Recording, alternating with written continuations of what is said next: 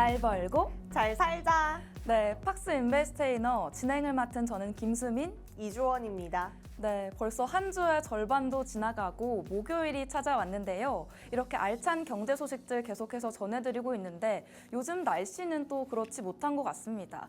계속해서 오락가락 우중충한 날씨들 보여주고 있는데 그래서 저희가 오늘 또 이렇게 노랗게 화사하게 옷을 맞춰 입어봤는데요. 이렇게 에너제틱한 모습들 계속해서 보여드릴 수 있도록 노력을 해볼 텐데 이렇게 또 옷도 맞춰 입은 만큼 우리 주원 씨 오늘을 위한 특별한 각오가 있을까요?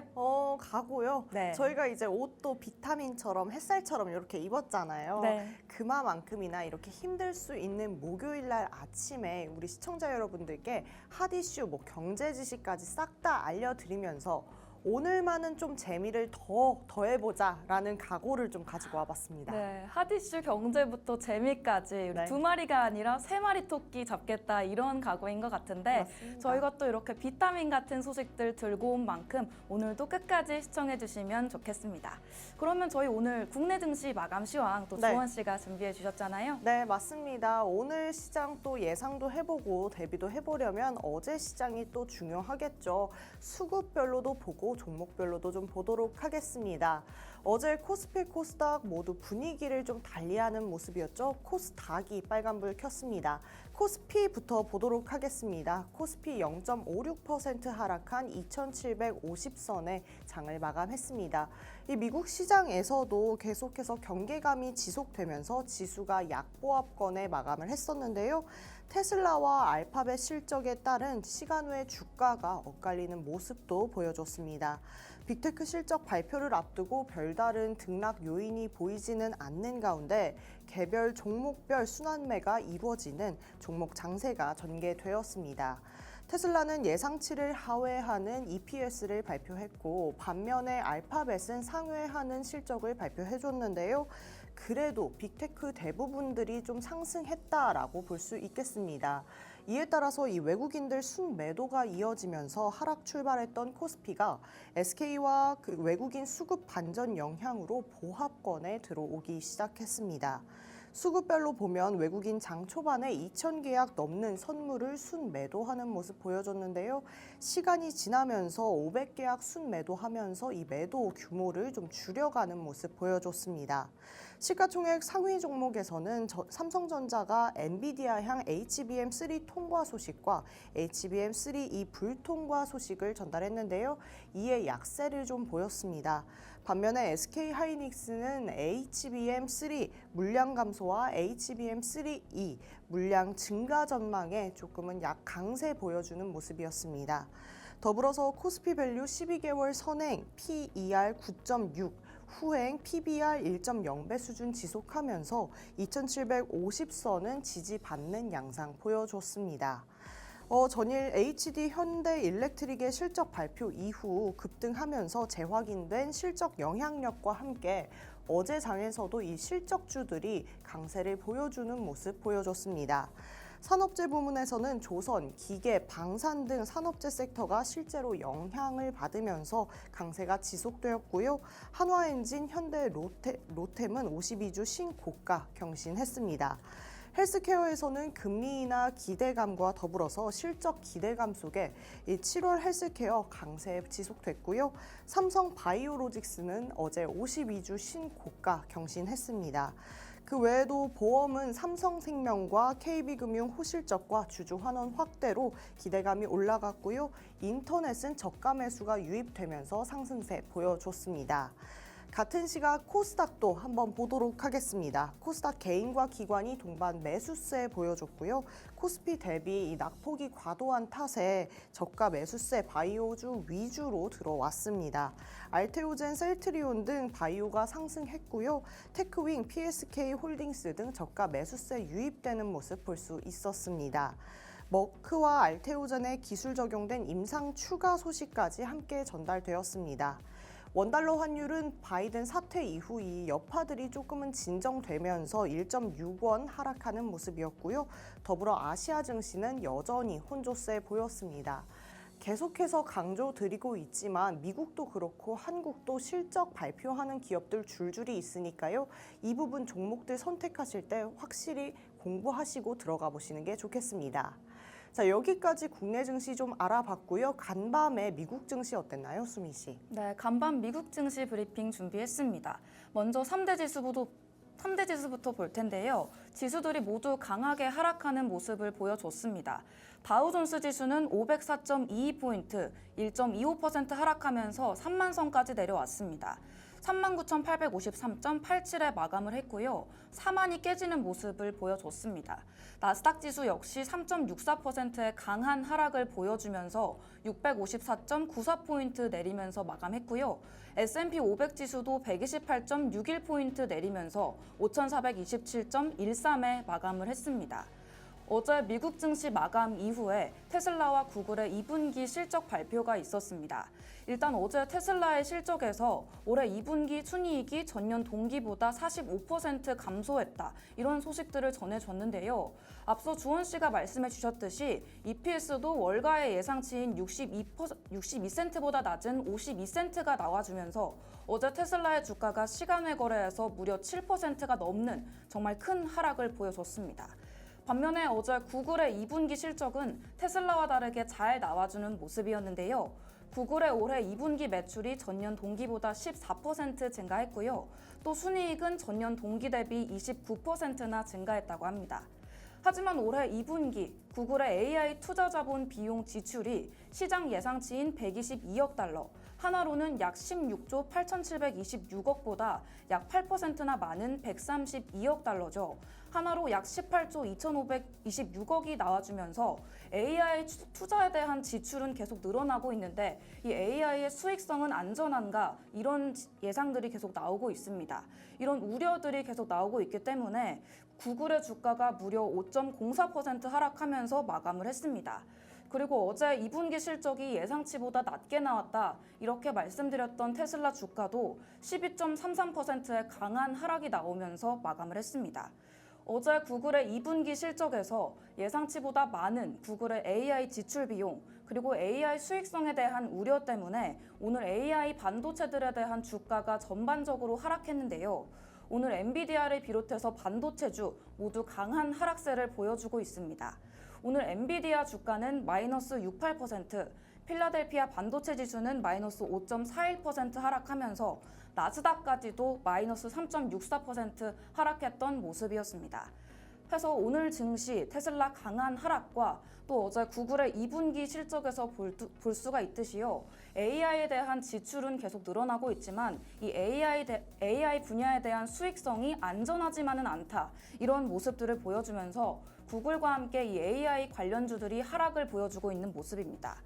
이렇게 미국 시장을 이끌던 주된 재료들이 모두 하락하는 모습을 보이면서 미국 증시가 정말 강한 하락세로 마감을 했는데요.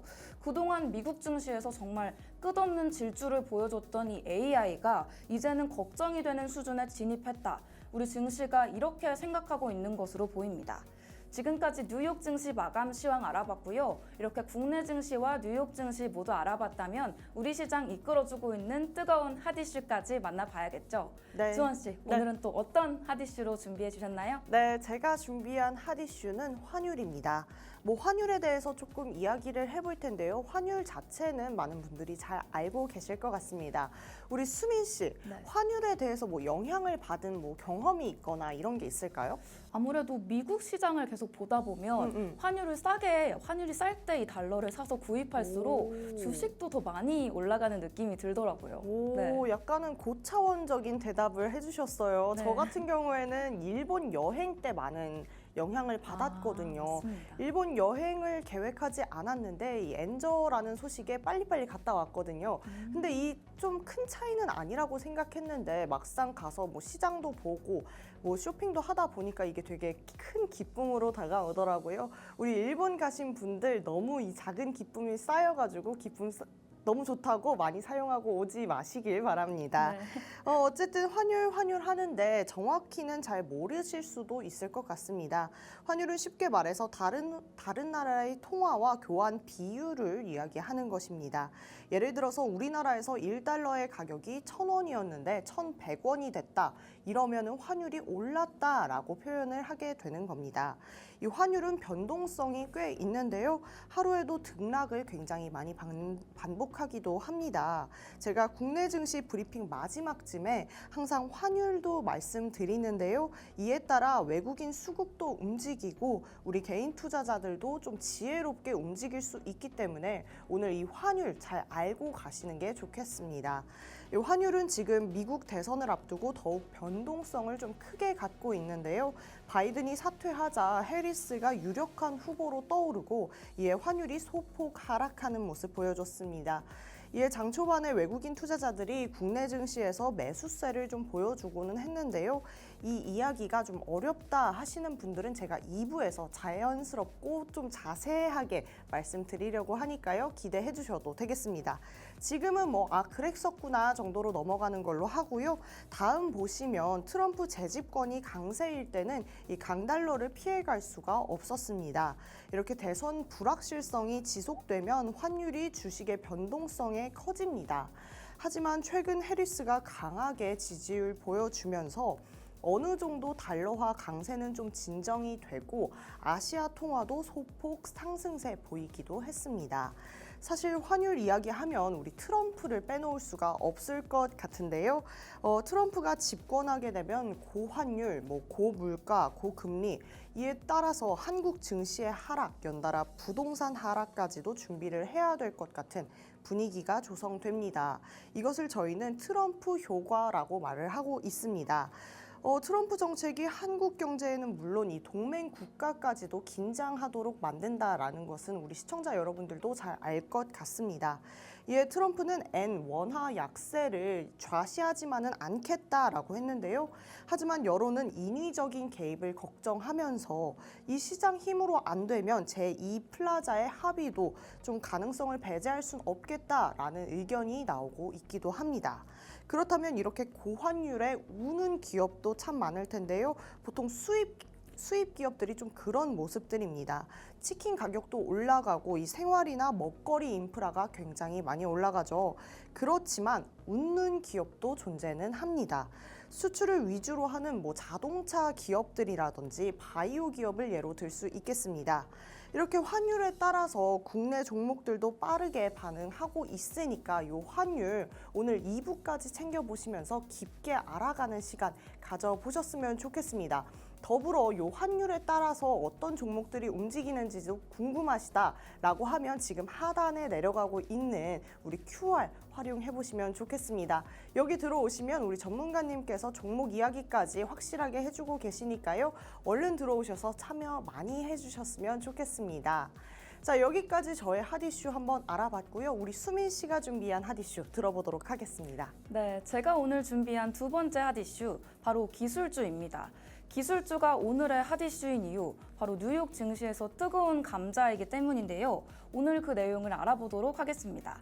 먼저 조 바이든의 미국 대통령 대선 후보 사퇴가 주식시장에는 영향을 미치지 못했다는 소식이 있는데요. 모건 스탠리의 전략가 마이클 윌슨이 우리는 선거 결과보다 경기 순환 흐름에 더 집중하고 있다. 이렇게 설명을 했습니다. 현재 시장의 관심사가 기업 실적의 성장과 통화정책 전망에 있다는 건데요. 한편 일론 머스크 CEO가 X에 올린 글이 투자자들의 관심을 받고 있는 상황입니다.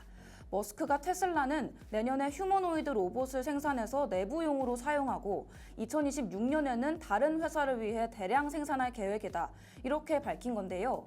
다음 보시면 또 다른 주목할 만한 소식이 있습니다.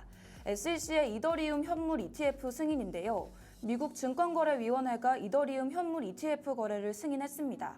지난 1월에 ETF가 승인된 지 6개월 만에 이뤄진 건데요. 상품 출시를 운용했던 자산운용사 중 최고 2개 회사의 상품이 23일부터 거래를 시작했습니다. 그중에 눈에 띄는 종목이 엔비디아인데 엔비디아 주가가 우상향하면서 지난주 주가의 급락을 일부 만회했습니다. 로이터 통신이 엔비디아가 중국 수출용 AI 전용 칩을 개발 중이다 이렇게 보도를 했었는데 새 버전이 미국 당국의 수출 통제 지침을 준수한 제품이라고 해서 대중 수출 재개에 대한 기대감으로 상승한 것으로 보여지고 있습니다. 다음 보시면 가상화폐의 경우도 들 수가 있는데요. 역사적인 현물 ETF 출시 이후 큰 상승을 보여줬습니다. 그러면 이번 이더리움 ETF의 파급력은 어떨까요?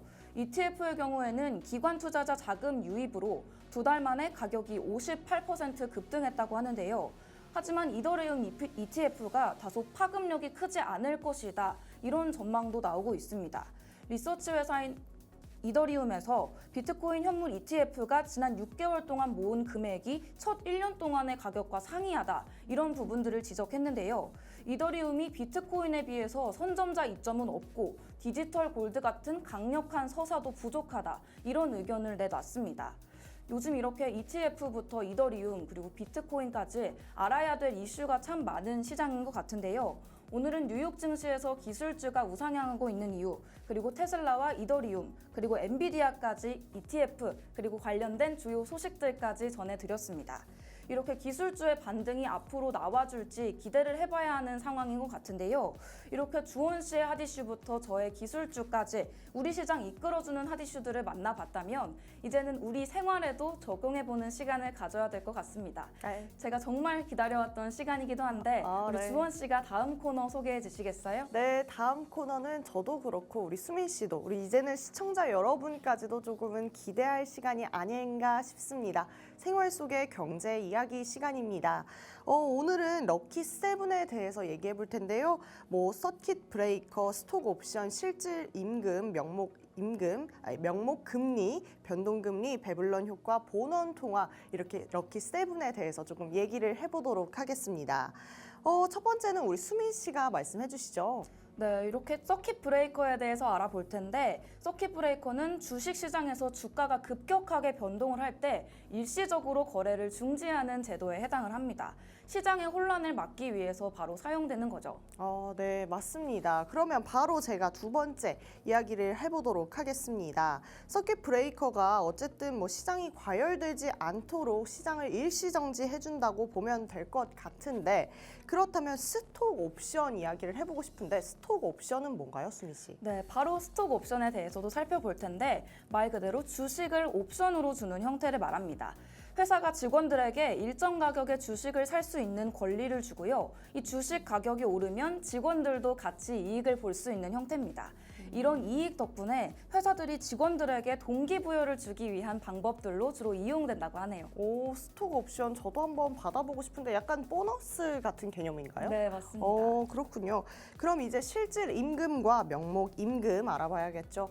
실질 임금은 물가 변동을 고려한 임금으로서 실제 구매력을 나타내는데요. 반면에 명목 임금은 물가 변동을 고려하지 않은 임금이다. 이렇게 말씀드릴 수가 있겠습니다. 그러면은 물가 변동을 고려한 실질 임금이 더 중요한 지표다. 이렇게 네. 이해하면 되나요? 맞습니다. 사실 물가 변동을 고려하지 않은 임금은 우리에게 실효성이 없다라고 판단되어지기 때문에 우리에게는 실질 임금이 굉장히 중요하다라고 볼 수 있겠죠. 네, 그럼 다음으로 비슷한 맥락의 명목금리와 변동금리를 알아보도록 하겠습니다. 간단히 말하자면 명목금리는 물가 변동을 고려하지 않은 이자율을 말하고요. 우리 변동금리는 시장금리에 따라서 변동하는 이자율을 나타내고 있습니다. 그러면 이 변동금리 때문에 경제 상황이 많이 변하고 이러겠네요. 네. 금리까지 알아봤다면 제가 이제 배블런 효과에 대해서 한번 이야기해 보도록 하겠습니다. 배블런 효과는 가격이 오르면 오를수록 오히려 더 많이 팔리는 이상한 현상을 이야기하는데요.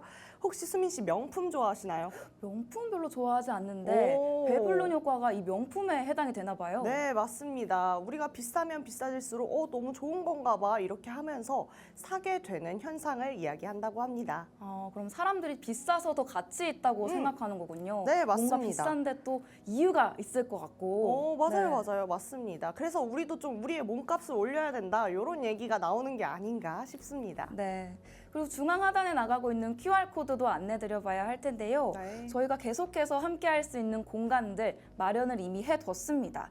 멘토님이 장 개장 전부터 정리해주시는 이슈들 그리고 경제 공부할 수 있는 소식들까지 계속 마련이 되어 있는데요. 지금까지 운영이 되어 온 만큼 정보들이 차곡차곡 쌓여 있습니다. 늦게 들어오실수록 공부해야 하는 양도 많아지니까요. 아직 들어오시지 않은 분들 있다면 이 QR코드 활짝 열고 들어오셔서 공부 빠르게 시작해 보셨으면 좋겠습니다. 네, 좋습니다. 저희 2부에서 만나 뵐 텐데 혹시 수민 씨 2부 스포 살짝 해주실 수 있어요? 퀴즈가 뭔지? 네, 우리 수민이 시간에 더 네. 알찬 소식들로 준비를 해봤는데 네. 아무래도 시청자분들이 정말 궁금해하실 것 같은 소식인 것 같아요. 어제 방송 보셨다면 이거 이어지는 소식인가? 이렇게 오. 스포를 해볼 수가 있을 것 같은데 이어지는 소식인가? 네. 뭐에 대한 건지 저도 궁금한데요. 네. 저 같은 경우에는 환율에 대해서 계속해서 얘기해 볼 겁니다. 여기서 종목 얘기도 나오니까요. 여러분 채널 고정하시고 2부에 저희가 나올 때까지 채널 고정.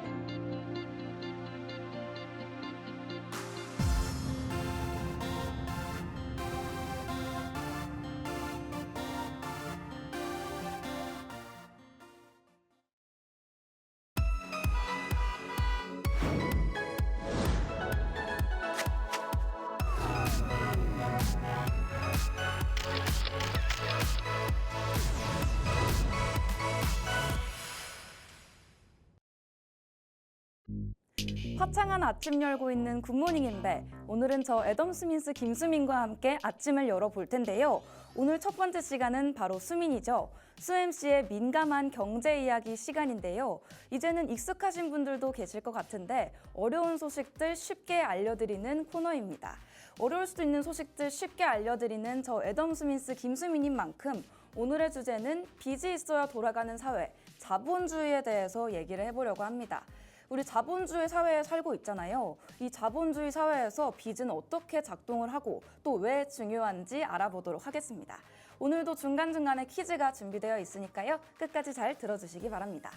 먼저 우리 자본주의 사회에서 빚, 부채가 하는 역할에 대해서 알아볼 텐데요.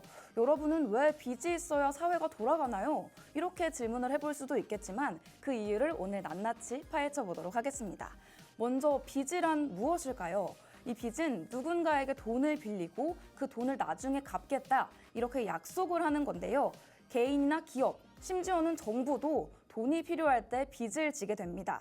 이 빚을 통해서 더 큰 경제 활동이 가능해지겠죠. 아침이라서 수민이 시간 하기 싫어요. 아직 공부하기 싫어요 하시는 분들도 계실 것 같은데 퀴즈를 통해서 떠먹여 드리도록 하겠습니다. 우리 주원 씨한테 여쭤보고 싶은데 네. 이 빚이란 무엇일까요? 빚이란 저는 사실 익숙하지 않은 단어긴 합니다. 오, 뭘 맞습니다. 빌리거나 잘 하지 않는데 네. 빌린 거에 대해서 갚아야 될 의무가 있는 네. 무언가라고 할 수 있을 것 같아요. 네. 최근에 제가 수민 씨한테 이 마음의 빚을 졌습니다. 왜요? 기억나시나요? 제가 신발 한 개를 떨어뜨리고 갔는데 맞아요. 신데렐라처럼 제가 신발 한 개를 여기다 떨어뜨리고 갔는데 수민 씨가 맞아요. 빗속을 뚫고. 뚫고 와서 여의도까지 와서 저한테 그걸 전달해주고 가셨거든요. 맞습니다. 그래서 제가 그걸 마음의 빚으로 가지고 있기 때문에 이 빚이라는 이야기 너무너무 와닿습니다. 이렇게 딱딱할 수도 있는 이 빚 이야기를 네. 이렇게 마음의 빚으로 풀어서 설명을 해주시다니 네. 정말 감사하다는 말씀을 드리면서 네. 앞으로도 그 마음의 빚을 더 드릴 수 있도록 더 네. 잘해드리도록 하겠습니다. 감사합니다. 자, 이제 빚은 누군가에게 돈을 빌리고 나중에 갚아야 하는 약속인데요. 우리 주원 씨가 말씀해 주셨던 마음의 빚도 제가 도와준 걸 나중에 갚아야 되겠다. 이런 약속을 했다. 이렇게 생각하신 게 아닐까 이런 생각이 드네요. 네. 다음으로 넘어가 보자면 이 빚이 경제 활동을 촉진한다. 이런 주제를 달아봤습니다. 우리가 살고 있는 이 자본주의 사회에서는 빚이 경제 활동을 촉진하고 있는 걸 알 수가 있겠죠.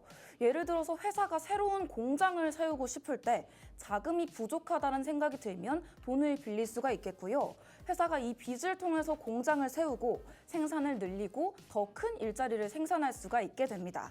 또 다른 예로는 주택이 있는데요. 여러분들이 집을 사고 싶을 때 돈이 부족하다면 은행에서 돈을 빌려볼 수가 있습니다. 이렇게 빌린 돈을 주택담보대출이라고 하는데요. 이 대출 덕분에 더 많은 사람들이 집을 살 수가 있고 그렇게 돼서 건설업까지도 활발해지는 선순환이 이루어지게 됩니다. 이 빚이라는 게 무조건 나빠서 없어야 되는 건 줄만 알았는데 오늘 이렇게 빚이 빛으로 기능하는 모습들을 알아볼 수가 있는 것 같은데요. 그런 의미에서 바로 복습 퀴즈입니다. 이 집을 사기 위해서 은행에서 빌리는 돈을 의미하는 말, 바로 뭘까요?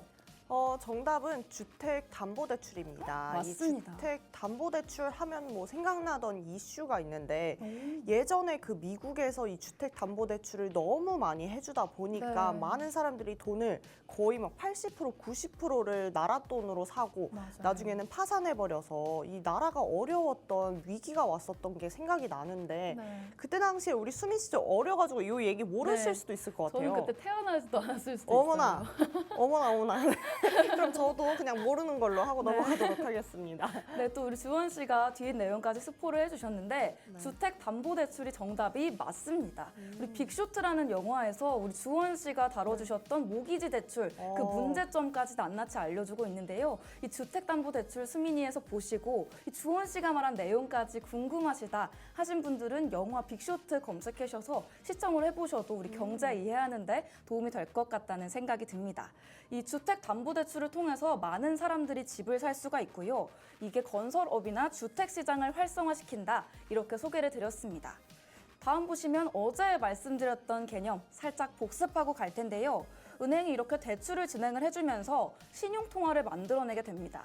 예를 들어서 100만 원을 은행이 대출을 해줬다면 이 100만 원이 경제 시스템에 새롭게 추가된 돈이 되는데요.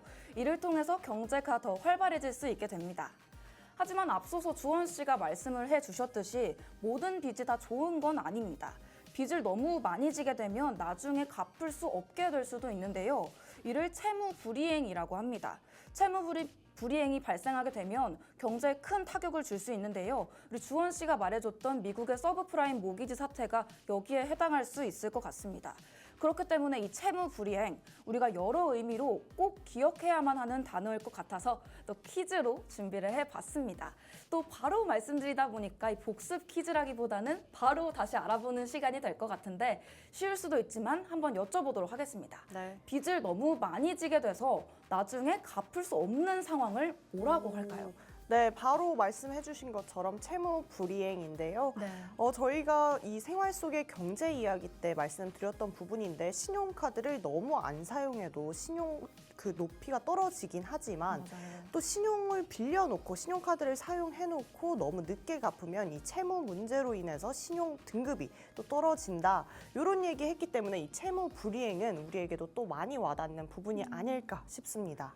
맞습니다. 우리 채무불이행 우리 저보다 더 설명을 잘 해주시는 것 같은데 또 카드도 여기에 해당할 수가 있어요. 말씀을 해주신 대로 대출이라는 게 정말 양날의 검과 같기 때문에 잘 사용하면 신용도를 올리고 우리 경제도 부흥시켜주고 기업도 선순환을 계속해서 이뤄낼 수가 있겠지만 이런 채무 불이행이 계속해서 일어나게 된다면 경제가 계속 망가질 수가 있겠고요. 기업도 도산을 할 수 있는 위기에 처할 수 있고 개인도 또 파산 신청을 해야 되는 상황이 계속해서 벌어질 수가 있을 것 같습니다.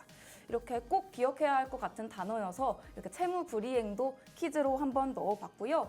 하지만 우리 자본주의 사회에서 빚을 무조건 안 져야 한다 이런 말씀 드리기 위해서 수민이가 마련된 게 아니겠죠. 이 자본주의 사회에서 빚이 경제 활동을 촉진하고요. 성장까지도 돕고 있습니다. 하지만 앞서 말씀드렸듯이 빚을 너무 많이 지게 되면 위험도 따르겠죠. 그래서 개인이나 기업, 정부가 모두 빚을 잘 관리하는 것이 중요합니다. 빚이 꼭 무조건 없는 것보다도 적당한 빚을 잘 관리하게 되면 경제가 성장하고 더 많은 사람들이 혜택을 볼 수가 있게 되는 겁니다. 이렇게 저울처럼 균형이 정말 중요할 것 같은데요. 무조건 적어도 안 되고 무조건 많아도 안 된다. 균형을 잘 잡아야겠다. 이렇게 생각해 보시면 좋을 것 같습니다. 자칫 빚을 잘못 관리하게 되면 경제 위기가 올 가능성도 있으니까요. 우리 개인뿐만 아니라 중앙은행과 정부도 경제의 안정성을 위해서 항상 주의 깊게 관리를 해야겠습니다. 벌써 마지막 문제까지 달려왔습니다. 정말 숨가쁘게 달려온 것 같은데 주원 씨, 네. 속도 괜찮으신가요? 속도 괜찮지 않습니다. 네. 너무 빠른데 제가 또 누굽니까? 이 주사인 볼트 아닙니까? 오늘 맞습니다. 제가 안 하고 나왔네요. 그러네요. 깜빡했는데요. 네. 주사인 볼트 이주원인데 네. 이 속도가 제가 벅찰 정도면 우리 시청자 여러분 잘 따라오고 계신가요? 만약에 뭐 잘 따라오고 계신다고 하면은 저보다 더 빠르신 걸로 하겠습니다. 주사인 볼트를 이기는 우리 시청자분들은 또 하단에 있는 QR코드로 생방송 시청 인증해 주시면서 내가 주사인 볼트 이주원보다 빠른 시청자다. 그게 바로 나다. 이렇게 QR코드 들어오셔서 한마디 해주시면 정말 좋을 것 같고요. 이 빚을 너무 많이 지게 되면 어떤 위험이 따를 수 있을까? 네. 네 번째 복습 퀴즈도 풀어주셔야겠죠. 네. 경제 위기가 오겠죠. 아까 말씀하신 빅쇼트에서 네. 나온 이야기일 텐데요. 제가 그 영화를 보진 않았지만 네. 아마도 나라에서 돈은 다 빌려줬는데 돌려받는 게 없기 때문에 경제 위기가 올 수 있지 않을까 생각해 봅니다. 맞습니다. 정확하게 경제 위기다라는 걸 말을 해주셨는데 우리 주원 씨가 이렇게 공부하고 계신 것처럼 너무 속도가 빠르지는 않았나 조금 걱정이 되는 것 같은데요. 이 경제 위기에 대해서 좀 더 천천히 설명을 해드리도록 하겠습니다. 이 정답이 경제 위기였는데 이 빚을 잘못 관리하게 되면 경제 위기가 발생을 할 수 있고요. 이는 많은 사람들에게 정말 큰 어려움을 줄 수가 있습니다. 계속해서 말씀드리고 있는 빅쇼트에서도 이런 사람들의 어려움들이 계속해서 보여지고 있는데요. 이 빚이라는 것이 말씀드렸듯이 무조건 많아도 안 되고 무조건 적어도 안 되는 것이기 때문에 이 아주 잘 드는 이 양날의 검을 잘 사용할 줄 아는 사람이 되어줘야 될 것 같습니다. 이 검을 자유자재로 잘 사용해주는 사람이 자본주의에 완벽 적응한 사람이라고 볼 수가 있겠죠. 우리 시청자분들이 오늘의 수민이를 보셨다면 자본주의에 완벽하게 적응할 준비가 되셨는지 궁금합니다. 우리 시청자분들에게 바로 여쭤볼 수가 없으니까 우리 주원 씨에게 또 네. 우리 자본주의의 양날의 검, 이 빚이 또 하나도 없다고 하셨잖아요. 네. 근데 앞으로는 또 이 양날의 검을 자유자재로 사용할 준비가 되셨는지 여쭤보고 싶은데요. 네, 좋습니다. 오늘 이제 빚에 대해서도 얘기를 해봤고 한데 정말 이 경제에서 이 경제를 정말 내가 손으로 쥐고 펴려면 네. 빚까지도 통제할 줄 알아야겠다라는 이야기를 생각해봤는데요. 우리 시청자 여러분께서도 이미 저보다 이제 한 세대, 두 세대가 높으신 분들은 이 빚까지도 정말 통제하는 법을 생활의 지혜로 익숙하실 네. 것 같아서 제가 또 그런 부분은 많이 공부를 해야겠다. 이 젊을 때 좀 이런 것까지 공부를 해놔서 뭐 투자뿐만 아니라 자산을 지키는 법까지도 좀 생각을 해봐야겠다. 이런 생각을 해봤습니다. 지금 수민이 시간만 듣고 그런 생각을 하신 건가요? 아니면 원래 하시던 생각인가요? 원래 하던 생각은 아니고요. 지금 네. 막 한번 생각해봤습니다. 정말요? 이렇게 네. 수민이를 듣고 이렇게 깊은 통찰을 해주시다니 정말 오. 감사할 따름인 것 같은데요. 우리 시청자분들은 어떠신지 정말 궁금합니다. 또 이렇게 강의를 열심히 준비하고 있는데 우리 시청자분들 지금 생방송 보고 계신 분들 계시다면 하단에 나가고 있는 QR코드 보셔서 저희와 소통하실 수 있는 공간으로 들어와 주시면 좋을 것 같은데요. 이 코드 사용하실 참여하셔서 생방송 인증도 해주시고 저희가 드리는 질문들에 대답해 주시다 보면 어느새 나도 모르는 사이에 경제 지식이 쑥쑥 늘어날 것 같습니다. 아직 참여하지 않으신 분이 계시다면 지금 바로 들어와 주시면 좋겠고요. 항상 댓글 남겨주시고 인사해 주시는 모든 분들께 정말 진심으로 감사드린다는 말씀을 드리고 싶습니다. 네, 오늘은 이렇게 빚이 있어야 돌아가는 사회, 자본주의에 대해서 알아봤는데요. 자본주의 사회에서 빚은 경제 활동을 촉진하고 성장을 도와주게 됩니다. 하지만 빚을 잘 관리하는 것도 빚을 만드는 것 이상으로 중요하다. 이런 말씀들을 계속해서 드리고 있는데 앞으로 이 시간 수민이는 더 알차고 재미있는 경제 소식들로 돌아올 예정이고요. 잠시 뒤에 우리 주원 씨가 준비한 환율에 대한 퀴즈도 준비가 되어 있습니다. 정말 알찬 퀴즈들로 준비되어 있는 거 제가 보고 왔으니까요. 우리 시청자분들도 2부에 있는 주원 씨 시간에서 만나 뵙도록 하겠습니다.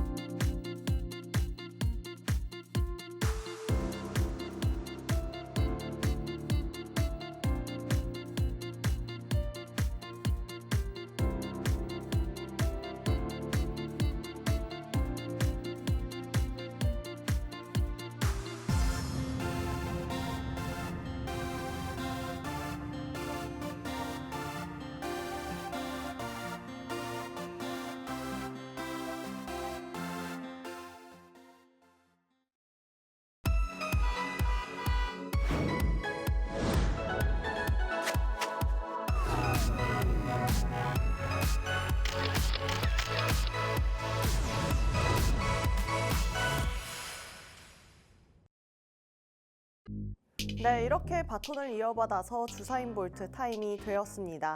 오늘은 또 어떤 특별한 이야기와 퀴즈들이 준비되어 있을지 기대해보면서 출발해보면 좋겠습니다. 계속해서 환율에 대해서 좀 얘기를 해보고 싶은데요. 이 환율 미국 대선의 불확실성이 강조됨에 따라서 계속해서 조금 변동이 있는 부분이기도 하고요. 우리 종목들, 기업들이 굉장히 영향을 많이 받는 부분이기도 합니다. 그런데도 불구하고 우리 개인 투자자들은 이 환율에 대해서 약간은 좀 모르는 부분도 있는 것이 있는데요. 환율을 오른다 내린다만 생각할 것이 아니라 이 환율을 어떻게 이용을 하고 환율이 또 어떤 움직임에 따라 이용이 될지도 한번 찾아봐야 할 것 같습니다. 그럼 바로 시작해 보도록 하겠습니다. 자, 보통 환율은 이런 식으로 표현이 되고요. 요즘에는 1380원 사이를 왔다 갔다 하고 있습니다. 오늘은 이해를 돕기 위해서 그냥 환율이라고 하지 않고 달러 환율이라고 앞에 달러를 붙이도록 하겠습니다. 이 환율 알아두셔야 하는 이유가 굉장히 많습니다. 우리 학생들은 시험에도 굉장히 많이 나오는 이야기이기도 하고요. 취업 준비하시는 분들은 또 면접에서도 굉장히 많이 나오죠. 그리고 주식 투자하시는 분들은 모를 수가 없겠고 더불어서 부동산까지 하시는 분들은 요거 많이 관련 있을 거라는 거 알고 계실 것 같습니다. 거기에다가 우리 세란 씨가 이야기했던 요 금 이야기까지 환율에 다 영향을 받는 것들이기 때문에 어쨌든 오늘 환율 좀 알고 넘어가시는 게 좋겠다라고 말씀드릴 수가 있겠습니다. 거기에 뭐 좀 미세하게지만 물가와 석유 가격까지 환율이 영향을 미치고 있습니다. 그렇기 때문에 환율은 우리 경제 시각에 많은 영향을 준다. 이렇게 말씀드릴 수가 있을 것 같습니다. 그렇다면 바로 적용해 보도록 하겠습니다. 달러가 상승을 했다. 시소 보이시죠? 저게 달러고 이게 원화입니다. 달러가 올라갔다. 그러면 원화 가치는 떨어진 거죠. 그렇다면 반대로 원화가 올라갔고 달러가 떨어졌다라고 하면은 원화의 가치가 상승했다라고 볼 수 있겠습니다. 이 원화와 달러는 항상 반대로 움직입니다. 이 친구들 같이 다니지 않습니다. 반대로 움직이는데요. 원화의 가치가 올라갔다. 달러가 떨어졌다. 원화가 비싸졌다. 달러가 싸졌다. 반대로 하면 어떻게 될까요? 원화가 싸졌다. 달러가 비싸졌다. 달러가 올라갔다. 원화가 떨어졌다. 이렇게 이해하시면 좀 편할 수 있겠죠. 그리고 이 환율이 결국에는 우리 수출에 굉장한 영향을 주곤 합니다. 아무래도 우리나라는 수출이 굉장히 많기 때문에 수입도 많이 하고 있잖아요. 그렇기 때문에 이 부분이 좀 예민할 수밖에 없지 않나라고 생각을 해봅니다. 그렇다면 달러 가치가 높아진다면, 달러 환율이 상승한다면 어떻게 될까요? 한번 보도록 하겠습니다. 구매력이 올라가겠죠. 왜냐하면 달러 가치가 올라갔기 때문에 달러를 가진 사람들이 한국에서 쓸 수 있는 돈이 더 많아지는 겁니다. 원래는 뭐 하나 살 거였는데 지금은 1.2개에서 1.3개까지 살 수 있다. 이렇게 볼 수가 있겠습니다. 그럼 반대로 우리 원화 가치는 떨어졌기 때문에 원래는 하나 살 수 있었던 것을 우리는 하나 이하를 살 수 있게 되는 거겠죠. 그럼 반대로 달러의 가치가 떨어졌다. 어떤 일이 발생할까요? 우리 수민 씨 한번 이야기 해볼까요? 깜짝 놀랐죠? 네, 또 깜짝 놀라는 이런 퀴즈를 준비해 주셨는데 네. 이렇게 화면에 나와 있듯이 수출이 불리해질 것 같아요. 네, 맞습니다. 네, 앞으로 수출이 불리해지죠. 계속해서 달러가 올라갈 것 같은데 음. 그렇게 되면 또 우리 수출이 유리해지는 건 아닌가? 이런 생각이 드는데 오, 이 네. 헷갈리는 부분들 주원 씨가 짚어주시면 좋을 것 같아요. 네, 좋습니다. 이 달러로 살 수 있는 것들이 약간은 조금 없어지겠죠? 그래서 수출이 더 안 좋아집니다. 네. 네, 달러가 가치가 하락했고 이제 달러로 살 수 있는 것들이 원화 속에서 더 적어지는 거기 때문에 외국인 입장에서는 원화로 된 것들을 사기 싫어지겠죠. 그렇다라고 하면은 반대로 환율이 하락하고 이 영향을 끼치는 것들이 원화 가치가 상승한다면 원화로 물건을 사올 때 이득을 볼 수 있겠습니다. 그러면서 물가는 안정되는 모습 볼 수 있겠죠. 그러면 지금같이 환율이 많이 상승했기 때문에 물가가 아주 높다라고 생각해보면 더 편할 것 같습니다. 뭐 그렇다고 하면 과연 실제로 달러 환율이 상승을 하면 수출을 할까요? 이 부분 우리 수민 씨가 약간 아까 좀 틀렸으니까 한번 다시 물어보도록 하겠습니다. 수민 씨, 달러 환율이 상승을 했어요. 네. 그러면 수출이 증가할까요? 주원 씨가 또 앞에서 설명해 주셨듯이 네. 환율이 상승하게 되면은 이제 네. 기업들이 원화가 비싸지지 않고 싸졌다 네. 이렇게 생각을 하게 되면서 네. 수출이 오히려 증가한다? 네, 사실 제가 틀리라고 문제를 냈습니다. 네. 원래 이론상으로는 앞에 말씀드린 것들이 원래 맞아 떨어지기 시작했는데 최근 들어서는 요 규칙들이 깨지고 있습니다. 네. 그래서 정답은 X입니다. 뭐 환율이 올라갔다고 해서 수출 기업이 무조건 잘 된다? 이 규칙이 깨졌다 이런 이야기입니다. 왜냐하면은 이 규칙이 깨진 게 2000년대 들어서인데요. 환율이 올라도 수출이 상승하는 경향을 보이기도 했습니다. 아까 생활 속의 경제 이야기에서도 명품 이야기 말씀드렸죠. 비싸면 비쌀수록 더 좋은 건가 봐 하고 사게 되는 성향을 띠는 것들이 또 구매자의 성향인데요. 이거와 비슷하게 명품 아이폰 사시는 분들 공감 많이 하시겠습니다. 전에는 가성비를 보고 우리나라 제품을 샀는데 요 가격에 요 정도면 한국 제품 괜찮지 이러면서 샀는데 이제는 요거 아니면 안 돼가 된 겁니다. 그래서 한국에서 돈을 막 올려도 한국에서 비싸긴 하지만 요 제품 아니면 안 돼 이런 게 생긴 거죠. 저도 아이폰을 쓰기 때문에 이 부분 굉장히 공감을 합니다. 아이폰에서 정말 악독하게 막 이어폰도 이제 안 주고 충전기도 안 주고 이래서 비싸기만 하고 한데 아이폰 아니면 안 되기 때문에 이걸 사게 되거든요. 그렇기 때문에 환율과 수출 기업이 무조건 같이 간다? 요거를 조금 경계하실 필요가 있다라는 말씀 오늘 드리고 싶었습니다. 그렇다면 우리는 도대체 무엇을 기준으로 우리 종목들이 등락을 할지를 좀 판단할 수 있을지 이야기를 해봐야 될 텐데요. 이제는 수출을 봤으면 좋겠습니다. 수출이 상승하면 달러가 굉장히 많이 들어오겠죠.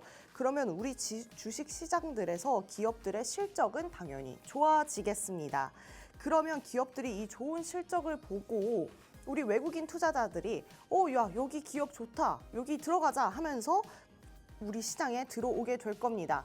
그러다 보면 우리 시장에 달러가 많아지겠습니다. 이 흐름이 좀 자연스럽게 이어지시는 분들이 계실 거라는 반면에 조금 무슨 말이야? 어디서 어디까지 가는 거야?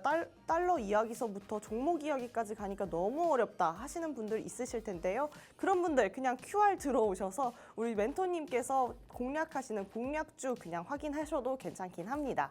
하지만 이 개념 알고 계시면 우리가 뉴스 보고 시사 볼 때 스스로 판단할 수 있는 머리가 생기는 거니까요. 이 얘기 조금 더 기억을 해보셔도 좋겠습니다. 결국에는 요것들이 기업들의 좋은 실적을 보고 외국인들이 들어왔고 그러면서 시중에 달러가 많아졌고 그것은 결국 부동산까지 이어집니다. 부동산 가격을 상승시킵니다. 부동산은 어쨌든 시장에 돈이 많으면 올라가잖아요. 그렇기 때문에 요거에 따라서 부동산 가격도 올라간다까지 챙겨가시면 어디 가서 와 정말 너 똑똑하다 이 얘기 들으실 수 있지 않을까 싶습니다. 그럼 반대로 수출이 잘 안 됩니다. 그럼 어떻게 될까요? 기업들의 실적은 나빠지겠죠. 그러면서 외국인들이 야, 이 기업 실적 안 좋다. 한국 이 기업 만약에 주사인 볼트 기억나시나요? 주사인 볼트 실적이 안 좋다. 야, 이거 빠지자 하면 외국인들이 빠져나가겠죠. 그럼 제가 말씀드린 대로 외국인과 기관이 우리 주식시장에 차지하는 비율이 굉장히 높은데 이 친구들이 나가게 되면 우리 주식시장 어려워지겠습니다. 더불어 달러까지 시장에서 빠져나가 주면서 우리 시장 많이 어려워지겠죠. 그러면 우리 수민 씨한테 질문해 보도록 하겠습니다. 네. 우리 시장에 돈이 많이 돌면서 부동산 가격이 올라갔습니다. 네. 그러면 이제 우리 시장에 돈이 막 빠지면서 부동산 가격이 어떻게 될까요? 그럼 내려갈 것 같은데요? 네, 맞습니다. 내려갑니다. 그러면서 우리 금리까지도 영향을 미치게 되겠죠. 이런 것들이 어쨌든 우리가 알아두어야 할 부분입니다. 부동산까지 아는 거 어려워요 하시는 분들 계실 텐데요. 어쨌든 투자를 하면서 부동산, 주식은 함께 가는 거다라고 말씀드릴 수 있겠으니까요. 요 주식 같이 가면서 부동산까지도 그냥 요렇구나까지는 알아두시는 것이 좋겠습니다. 자, 그러면 어쨌든 이 달러가 결국 금과 원자재까지도 영향을 미치는 경향을 보이는데요. 앞으로 방송에서 차차 부동산에서는 어떻고 요거를 조금 더 깊게 오늘은 부동산이 올라요, 내려가요, 시장에 돈이 풀어져요, 모여요 요렇게 얘기를 했는데 앞으로 차차 이 시간에 굉장히 많이 깊게 들어가는 시간 가져보도록 하겠습니다. 더불어 금 따로 원자재 따로 다 다뤄볼 거니까요. 우리 시청자 여러분들 조금 어려운 부분이라고 생각했던 부분들까지도 저희 믿고 따라오시면 아마 이게 여느 기업과 다를 바 없는 좀 그런 부분이 있구나. 요런 거에서는 요런 종목이 잘 가겠구나. 이야기 잘 갈 수 있도록 저희가 준비해 보도록 하겠습니다. 오늘 배운 것들은 좀 잘 기억해 두셨다가 계속해서 따라오시면 좋겠고 또 내일 방송도 저희는 계속해서 준비를 해놨잖아요. 그렇기 때문에 이 시간 좀 기대해 보시면 어떨까 싶습니다. 이 시간 저와 함께 해준 우리 수민 씨의 의견이 좀 궁금한데요. 수민 씨 오늘 어땠나요? 또 우리 주원 씨가 오늘 환율에 대해서 정말 알차게 설명을 해주신 것 같은데 예전에는 이 환율이 어떤 게 중요하지? 우리나라에는 어떤 영향을 미치지? 이렇게 잘 알지 못했었다면 이 엔저가 나오고 또 슈퍼 엔저가 나왔었잖아요. 네. 그런 부분들이 우리 시장에도 영향을 미치고 또 미국도 엔화에 관심을 가지게 되면서 네. 우리 환율들도 다 나라들끼리 이어져 있구나 이런 부분들을 알 수가 있었던 것 같아요. 네. 또 미국이 또 환율이 계속 올라가고 있는데 이 부분 잡지 않겠다, 잡겠다 이런 의견들도 계속해서 나뉘고 있는 상황이기 때문에 우리 주원 씨가 알려주신 환율 요거를 베이스로 해서 계속해서 뉴스들 보시면서 네. 이 환율이 어떻게 흘러가는지 또 우리가 이걸 어떻게 응용을 해볼 수 있을지 생각하는 시간을 가져보는 게 정말 좋을 것 같습니다. 너무 좋습니다. 점점 이렇게 풍성해지는 소감까지 제가 다 뿌듯합니다. 우리 수민 씨 그럼 환테크 같은 거에도 좀 관심이 있으신가요? 맞아요. 제가 엔저 현상이다라고 이렇게 헤드라인이 떴을 때 네. 그 뉴스를 보고 엔저구나 이렇게 하고 그래 일본 여행 갈 수도 있으니까 엔화를 좀 사두자, 엔화를 바꿔두자 네. 했는데 이제 저희가 오면서 뭐가 왔죠? 슈퍼 엔저가 온 겁니다. 네, 엔저 뭐죠? 다음에 슈퍼 엔저가 오게 되면서 네. 네, 재헌테크는 실패를 했지만 네. 우리 시청자분들은 또 헤드라인에 속지 마시고 자신의 기준으로 투자를 해보시면서 성공을 하셨으면 좋겠다. 이런 네. 교사를 드려보도록 하겠습니다. 좋습니다. 뉴스에 속지 말자. 네, 기억하시고요. 네. 자, 오늘 이제 저는 이런 얘기를 해보고 싶습니다. 제가 최근에 뭐 책을 읽었는데 어떤 책에서 이런 얘기를 하더라고요. 뭐 영웅이라는 게 우리는 뭐 특별한 거라고 생각을 하는데 사실상 우리의 생활에서 하루를 버티는 우리 부모님들, 뭐 직장을 다녀오고 나서 생활을 계속해서 유지하고 있는 우리 직장인들, 뭐 그냥 나의 삶을 잘 영위하고 있는 이 사람들이 굉장히 영웅이다. 이런 이야기를 했는데 이걸 읽고 그런 생각을 했습니다. 이렇게 미국도 국내도 너무나도 어려운 시기에 이 장에서 잘 버티고 있는 것만으로도 우리 시청자분들이 영웅이 아닌가 이런 생각을 좀 해봤고요. 장이 어려운 만큼 또 빛이 오는 날도 있을 것 같습니다. 오늘 빚에 대해서 얘기를 해봤는데 우리 시장에 빛이 들어올 때까지 우리 인베스트이너가 함께 도와드릴 테니까요. 마음 단단히 먹으시고 저를 따라오시면 좋겠습니다. 자, 이렇게 해서 저희 방송은 오늘 좀 정리를 해보는 걸로 하고요. 내일 다시 이 시간에 방송 찾아오도록 하겠습니다. 본 방송에서 드리는 정보는 투자 가치 판단에 대한 조언일 뿐 해당 종목의 가치와 상승과 하락을 보장하지는 않는다는 점 유의하시기 바랍니다. 저희는 내일 뵙겠습니다. 고맙습니다.